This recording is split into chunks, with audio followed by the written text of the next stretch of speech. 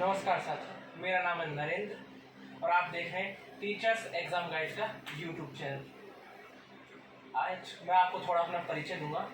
मेरा नाम है नरेंद्र, मैंने किया है बीएससी फ्रॉम राजस्थान यूनिवर्सिटी, वो भी 62% के साथ। 62+ परसेंटेज थी। फिर मैंने किया है बीएड, वो 75% के साथ किया है। मेरा सब्जेक्ट्स है फिजिक्स एंड मैथमेटिक्स।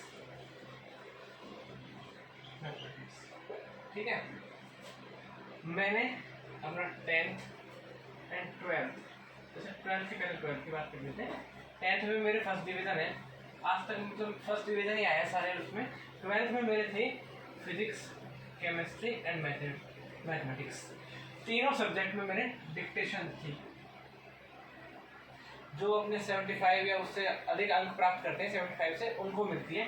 जो सबको पता होगा साइंस में डिक्टेशन थी तीनों सब्जेक्ट्स के अंदर। ओके, तो आज हम बात करने वाले हैं लेवल फर्स्ट के बारे में। लेवल फर्स्ट जो रीड है, अपने रीड के बारे में बात करेंगे आज अपन कि रीड का L1 कैसा होता है। आप सभी जानते ही हैं कि अभी रीड की बातें चल रही है। जो अभी नई सरकार बनी है, वो नए शिक्षा मंत्री, पहले अपन ने जो गहलोत सरकार थी उसमें रीड 2 लेवल पे कर दी थी गहलोत सरकार ने। अब उसको वापस से जो भाजपा की सरकार है भजन लाल शर्मा जी की, वो रीड को एक ही पेपर के द्वारा करवाने की उनका तर्क है इसके पीछे कि वो टीचर्स लेट मिल पाते हैं और प्रक्रिया बहुत खिंच जाती है। वो सब तर्क अपने अपनी जगह पर ठीक है, लेकिन अब जो नई तैयारी होगी, जो पुराने वाले रीड काम की नहीं रहेंगी या फिर उनके लिए कोई सॉल्यूशन निकाला जाएगा। लेकिन जो अभी नई तैयारी कर रहे हैं उनके लिए जो अपन कर सकते हैं, अब उसका सिलेबस डिस्कस करेंगे। और जो मैथ्स के सब्जेक्ट में मैं गाइडेंस दे पाऊंगा आपको, उसकी चीज़ में मैं आपको बताऊंगा। तो रीड में क्या होता है, रीड में L1, उसके बारे में अपन जान लेते हैं। रीड में होता है, अपना पेपर होता है, 150 क्वेश्चन आते हैं, 150 क्वेश्चन, और ये 150 मार्क्स के होते हैं, 150 मार्क्स। ठीक है, तो नेगेटिव मार्किंग की बात करें तो उसमें नेगेटिव मार्किंग नहीं होती है, नो नेगेटिव मार्किंग। ओके, तो इसमें पहला क्या आता है, C, D एंड P। जो ये आपने जब सुना होगा ज़्यादा, ये वो बोलते हैं CDP वो करते हैं। जो अपना ये CTET देते हैं, दिल्ली वाले CTET देते हैं, वो CDP कहते हैं। इसको हिंदी में कहते हैं चाइल्ड डेवलपमेंट एंड, इसको कहते हैं अपना जैसे बाल विकास एवं अपना हो गया ये जो अपनी शिक्षण विधियां होती है, उसको CDP कहा जाता है। ठीक है,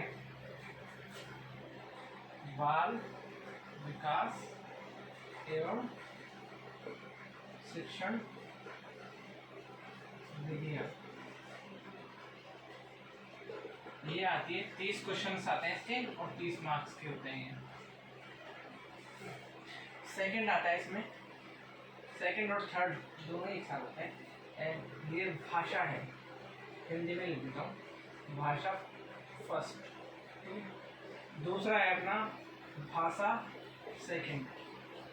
अब भाषाओं के अंदर हमें चुनाव करना होता है। हम 2 भाषाएं चुन सकते हैं और दोनों अलग अलग होनी चाहिए। ऐसा नहीं कि हिंदी किसी की मस्त है तो हिंदी चुन ली, किसी की इंग्लिश बढ़िया है तो इंग्लिश, किसी ने अगर संस्कृत को अच्छे से पढ़ा है तो बस संस्कृत ले ली। दोनों में ऐसा नहीं हो सकता। आपको एक भाषा प्रथम अलग होगी, भाषा द्वितीय अलग होगी आपकी। ठीक है, अब एक सेकंड, इसमें भी एक चीज़ बता देता हूँ आपको ना। CDP में भी क्या होता है, बाल विकास एवं शिक्षण विधियाँ, इस सब में आता है। अब इसमें क्या होता है अपने कि बाल विकास के 15 से 20 क्वेश्चन के करीब बाल विकास के आते हैं और 10 शिक्षण विधियों के करीब आते हैं कि इनकी विधि क्या होगी, बालकों को पढ़ाने की विधि है। ठीक है, इसी प्रकार से भाषा में भी होता है। भाषा से अपने व्याकरण से रिलेटेड सवाल आते हैं, व्याकरण हो गया, और भाषाई समझ के बारे में जो सवाल आते हैं वो आते हैं 15 क्वेश्चन, और प्लस 15 क्वेश्चन आते हैं उसी की शिक्षण विधि, उसी भाषा की शिक्षण विधि। ठीक है, शिक्षण विधि। अब ये दोनों में ऐसा ही होता है, व्याकरण प्लस शिक्षण विधि। ठीक है, अब भाषा बता देता हूँ कि आप भाषा कौन कौन सी चुन सकते हैं। अब भाषाएं हो गई अपने पास हिंदी हो गई। एस फॉर संस्कृत, क्या संस्कृत। फिर इंग्लिश। फिर आप ले सकते हो अगर आपको किसी मुसलमान समुदाय से हो तो उर्दू, ठीक है। अगर आप पंजाबी समुदाय से हो, जैसे आप जानते हो श्रीगंगानगर और उधर की तरफ के जो एरिया है वहाँ पे पंजाबी बोली जाती है और समझी जाती है क्योंकि पंजाब की टच का एरिया है, तो वहाँ पंजाबी भी अपने यहाँ पे है। इधर अपन आ जाए नीचे जालौर की तरफ, तो वहाँ गुजरात से जुड़ा हुआ एरिया है, जालौर हो गया अपना, और अपना बांसवाड़ा डूंगरपुर हो गया, ये जो माही का क्षेत्र है नीचे की तरफ, वो सब गुजरात।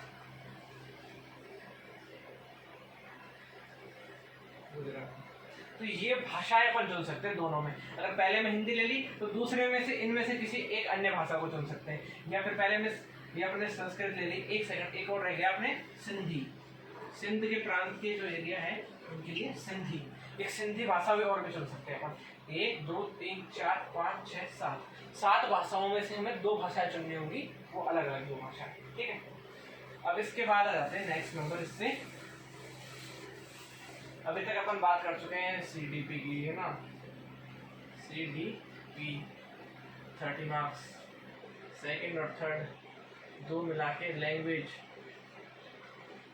मतलब 60 मार्क्स और 60 क्वेश्चन। ये क्वेश्चंस भी हैं और यही मार्क्स है, नंबर भी इतने हैं और उनके क्वेश्चंस भी इतने हैं। अभी L1 में चौथे नंबर पे आ जाती है गणित, ठीक है। अब इन सब के साथ टीचिंग मेथड इनके अपने अपने चल रहे हैं आधे आधे में। अब गणित में क्या है, गणित के आ जाएंगे 15 क्वेश्चंस गणित के, प्लस 15 क्वेश्चंस आ जाएंगे इनकी टीचिंग मेथड की, टीचिंग मेथड और जो CDP, ठीक है जी।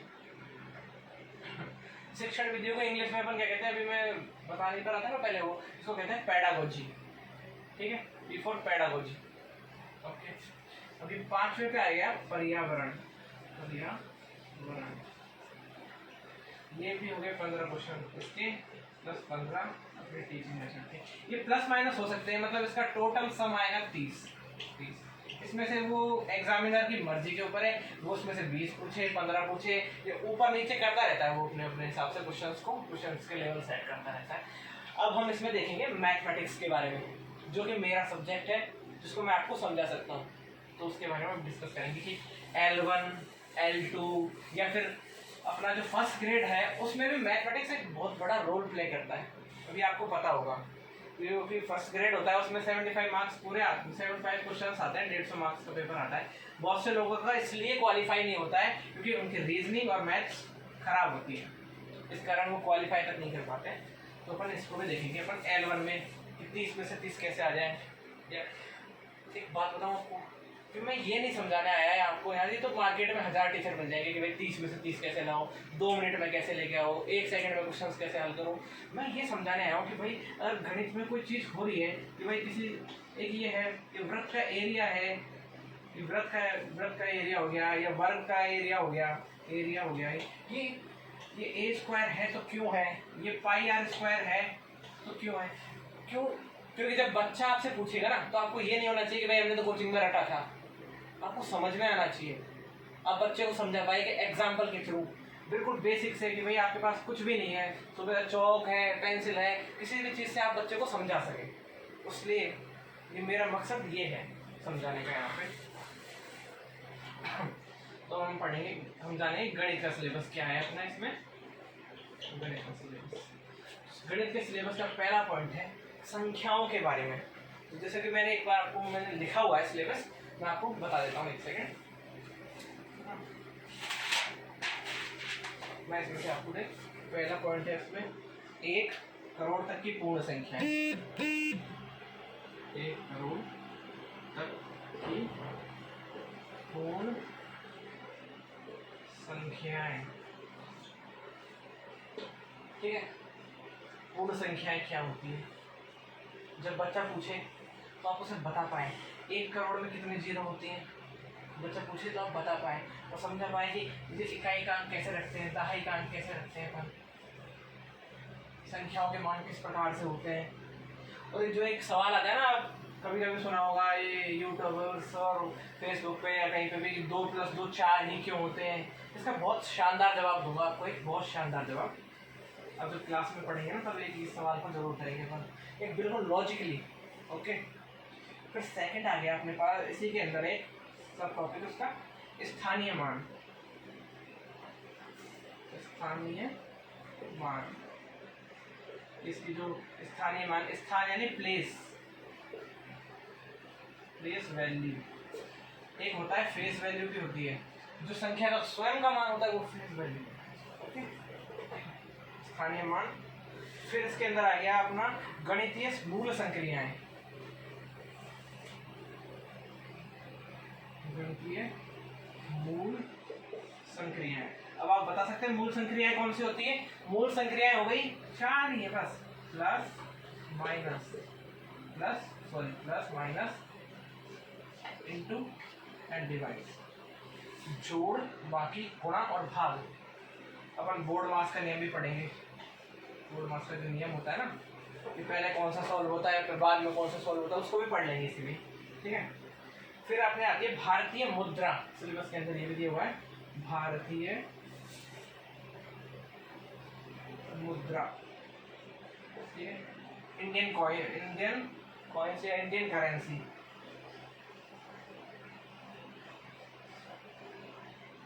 इंडियन करेंसी तो जिसमें 1 का, 5 का, 10 का सिक्का, 5 का, 10 का, 50 का, 20 का, 100 का नोट, 500 तक के नोट, 200 के नोट जो भी हैं उसके बारे में आप चाहे तो स्क्रीनशॉट ले लें, फिर मैं इसे मिटाता हूँ। अब सेकंड पॉइंट देखते हैं अपन इसका सिलेबस का, मैथमेटिक्स के सिलेबस का।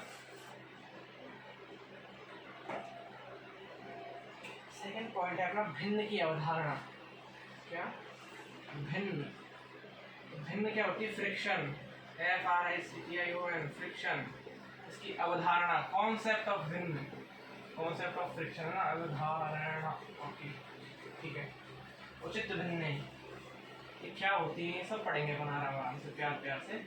ये कैसे होती है वो उस तरीके से आपको मैं समझाऊंगा कि एक बच्चे को आप समझा पाए, बिल्कुल बच्चे वाले लेवल पे चलेंगे अपन, ताकि आप है ना जो आपने सीखा है वो वेस्ट ना हो, आपको अपनी तरफ से ज़्यादा एफर्ट्स नहीं मारने पड़े। मैं आपको उस तरीके से समझाऊंगा कि जब आप अगली क्लास में जाओ, अपने जब टीचर्स बन के जाओ, तो उनको भी आप उसी तरीके से समझा पाओ। उचित भिन्न। फिर आगे समान हर वाली उचित भिन्न। समान हर वाली उचित भिन्न। अब समान हर वाली उचित भिन्नों को जानने के लिए आपको ये पहले जानना पड़ेगा कि समान अंश व हर क्या होते हैं, समान कैसे होते हैं। ठीक है, फिर आ गया मिश्र भिन्न। मिश्र भिन्न। फिर आ गया असमान हर वाली। असमान हर वाली उचित भिन्न। उचित भिन्न मतलब ऐसे समझ रहे हो अपन, उचित उचित का मतलब होता है प्रॉपर, PROPER, प्रॉपर फ्रिक्शन। ठीक है, प्रॉपर फ्रिक्शन।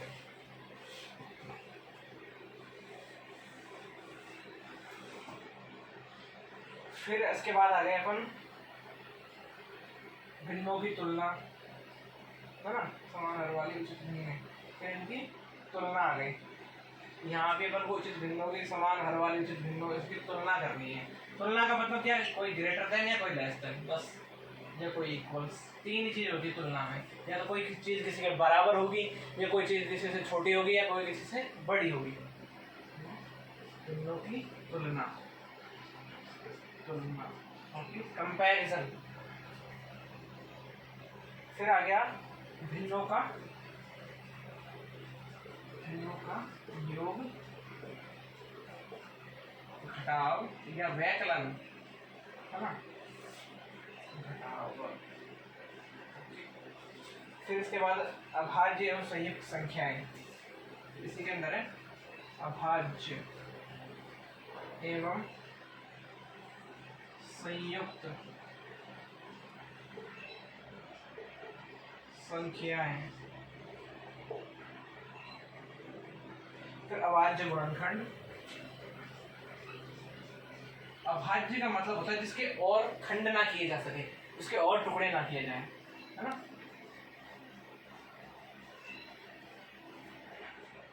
जैसे 3 हो गया, 2 हो गया, 3 हो गया, 5 हो गया, ये अभाज्य है। इनमें और भाग दे नहीं दे सकते हम, एक तो स्वयं का और एक का, उसके अलावा किसी अन्य का भाग नहीं दे सकता इसमें। फिर आगे अपन ने एलसीएम, ये होता है lowest common COMMON common multiple MULTIPL multiple, है ना। HCF, एक second, highest HIGEST highest common factor, ये HCF होता है। इनकी भी फुल फॉर्म आप याद कर लीजिए, बहुत से बच्चों को ये भी नहीं आती है कि LCM और HCF की फुल फॉर्म क्या होती है। ये होता है लघुत्तम समापवर्तक, ये होता है महत्तम समापवर्तक, ये लय, ठीक है। हिंदी वालों को पढ़ता होगा, यदि मैं खुद हिंदी मीडियम से हूँ ना। एक बार आप इसको नोट कर लीजिए या फिर आप इसका स्क्रीनशॉट ले लीजिए अगर क्लियर आ रहा है तो। देखिए एक बार, फिर आगे बढ़ते हैं।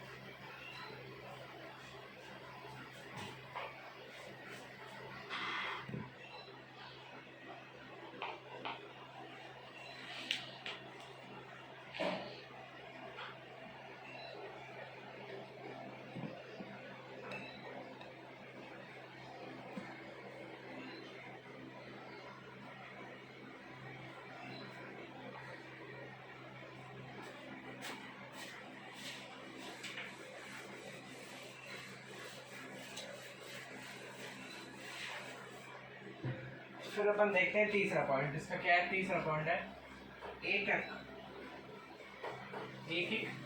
नियम, ये यूनिटरी ब्लॉक या यूनिटरी ब्लॉक, ठीक है। फिर इसका सेकंड पॉइंट है औसत जिसे क्या कहते हैं? एवरेज, है ना। फिर आगे अपना प्रॉफिट एंड लॉस, और लॉस, कहते हैं लाभ एवं हानि। फिर आता है सरल ब्याज,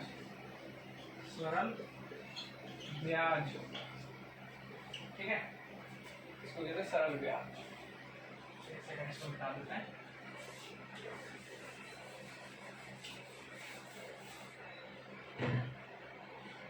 फिर अपना फोर्थ पॉइंट आ जाता है अपना समतल है उनके बारे में। अब इनको आप ना इस फोर्थ पॉइंट में बड़ी अच्छी बातें बताऊंगा। इनको ज्योमेट्री है ना, वो बहुत प्यारा सब्जेक्ट है। अगर आप मैथमेटिक्स में किसी भी चीज़ को इमेजिन कर पाते हैं ना, तो मैथमेटिक्स बच्चों का खेल है, बहुत प्यारी चीज़ है, आपको प्यार हो जाएगा ना, इतनी प्यारी चीज़ है। समतल एवं वक्रतल, ठीक है। इसके आगे क्या है? समतल व ठोस ज्यामितीय आकृतियां, समतल व ठोस ज्यामितीय, सॉलिड ज्योमेट्रिक फिगर्स, है ना, आकृतियां।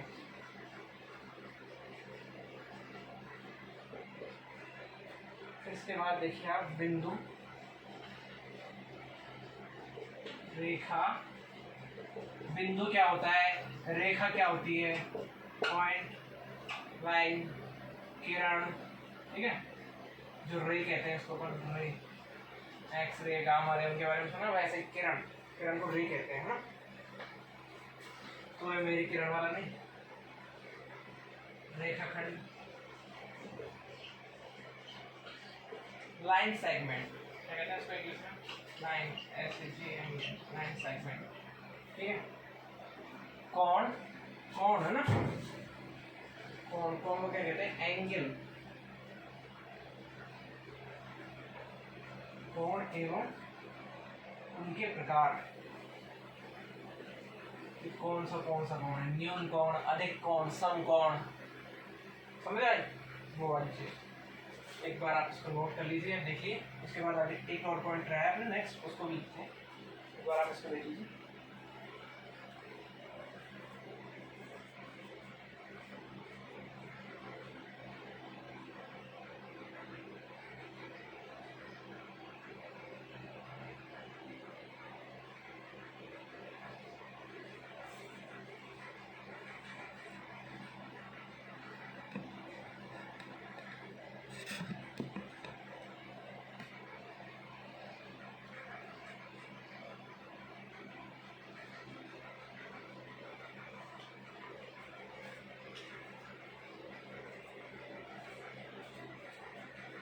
लिख लिया होगा आपने, इसको बैठाता हूँ।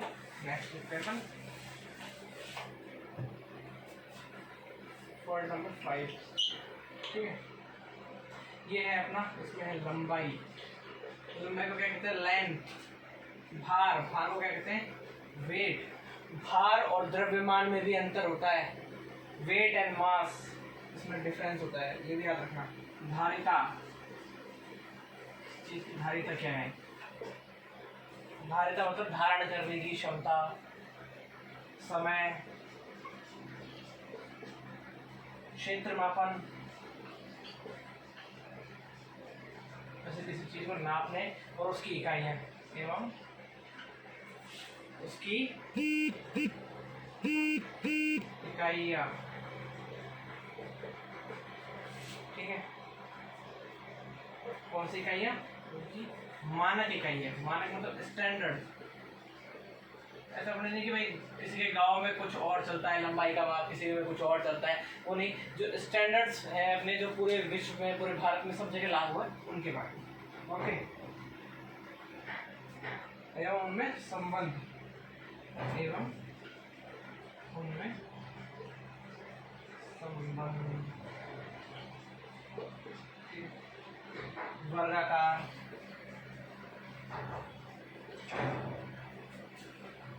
तथा आयताकार,